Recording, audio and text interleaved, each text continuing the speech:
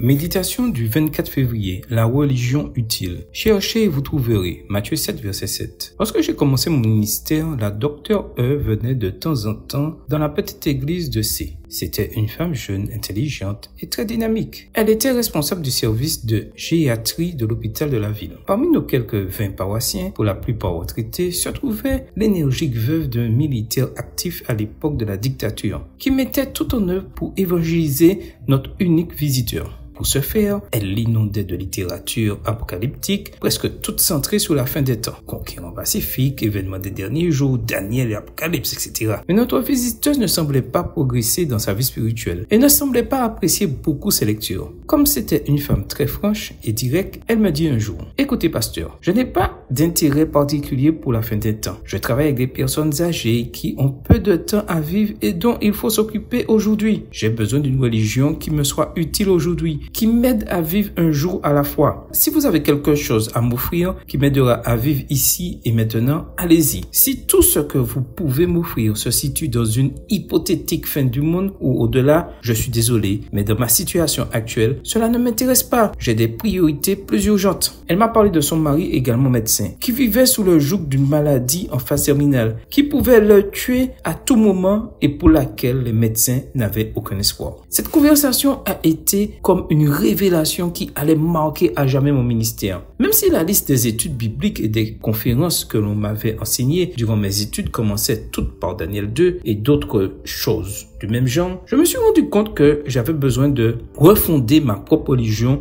sur quelque chose d'encore plus urgent. C'est ainsi que mes yeux se sont ouverts sur la nécessité, non seulement pour ces médecins, mais surtout pour moi, de s'accrocher à la prière. Cette respiration de l'âme dont nous avons tous besoin pour survivre dans un monde aussi transitoire, éphémère et précaire que le nôtre. Il n'a pas été facile de faire comprendre à cette catholique sincère qu'elle pouvait s'adresser directement à Dieu, sans passer par la médiation des saints. Mais une fois qu'elle a expérimenté l'utilité quotidienne de cette transfusion de vie qu'est la prière, sa vie a changé du tout au tout.